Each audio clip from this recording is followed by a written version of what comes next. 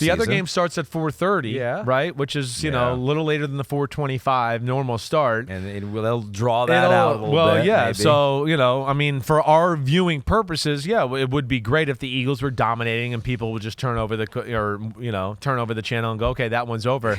Let's watch Chris Simms and company on Football Night in America. In fact, no matter what's happening, even if it's a close game, it's like, all right, we've had our fun. Right. It's time to see what Chris Simms thinks about that's what I Commanders feel. And I'll give you great up to the minute game breaks. Exactly. So that's what I'm here for. You don't even need to watch. I'm Johnny Game Break. So our game is the Commanders at the Buccaneers. I like this game a whole lot because I've said from the get-go, and it's probably because I saw the Buccaneers go to Detroit and beat my Lions and look pretty good doing it, and Baker making plays, and then watching them throughout the year. I'm like, that's a legit playoff team. That's not one of these. They're scary. NFC South teams like, oh, someone had to make the playoffs. I'm like, this team's obviously got some talent. And then you got the Commanders, who were one of the best, if not the coolest story of the season, go from the number 2 pick surprises, to the 6th seed in the playoffs. And so, like, just on the surface, I really like this matchup. I do too. And you know, just like you talked about, you know, Packers, Green Bay, it's another one. It's week 1 matchup where it doesn't really hold a lot of water. I don't really care.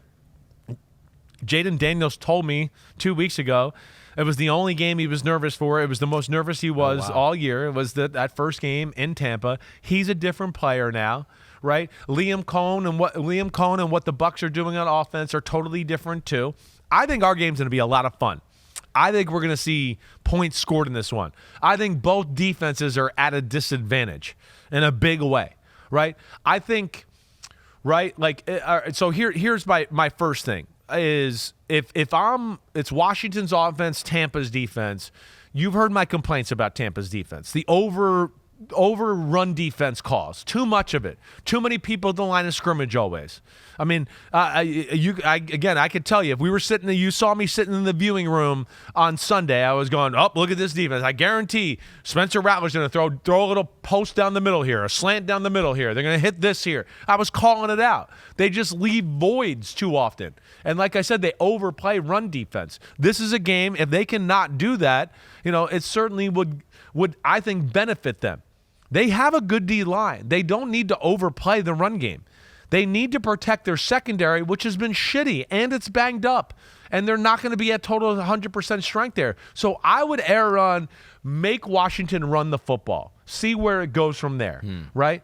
Trust Vita Vea and Kalijah Cansey that they can hold it down a little bit up front and protect your secondary against Terry McLaurin and the rest of the group. That would be my 2 cents. Now, I don't know if Tampa's capable of doing that. I've only seen Todd Bowles change from his thinking in one time, and that was the Super Bowl against the Chiefs and the Tampa Bay Kansas City one. It's the only time he's really changed from that.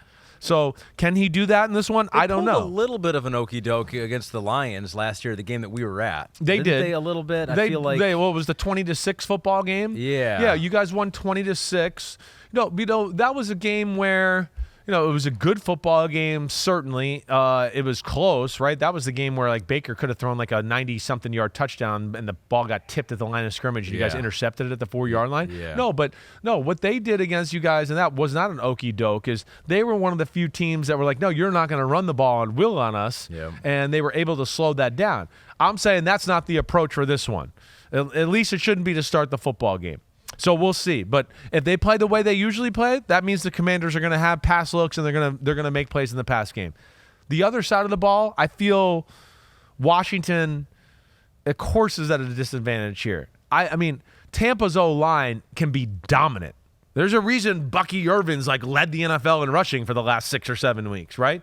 There's a reason we show Baker Mayfield highlights every week, and he's sitting back there going, wait, that guy 40 yards down the field, he's almost open. Let me tap it one more time. Right? I mean, because he's protected like hell. He's got good guards, good tackles. He's got it all. And Washington is not great up front. And Washington usually has to rely on outnumbering those situations, pass game or run game, having to blitz, which is scary against Tampa, not only because they have a good screen game, but, of course, every throw they want to throw is 25 yards down the football field. Marshawn Lattimore being back will be crucial to them. They're a different defense when he was there.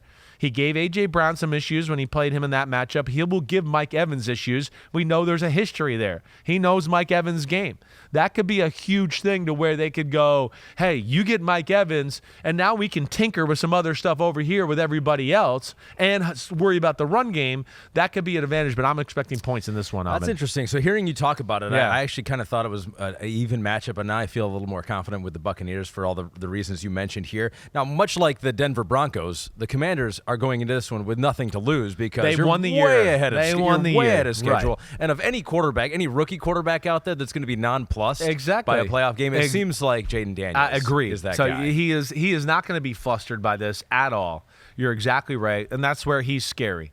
Right, and then that's where you look at it and you go, hey, can the guys on the edge, can they contain Jaden when he runs and does some of that stuff? And, of course, with all these games, Lamar, Josh Allen, Bo Nix, Jaden Daniels, just the ones we've talked about so far, right?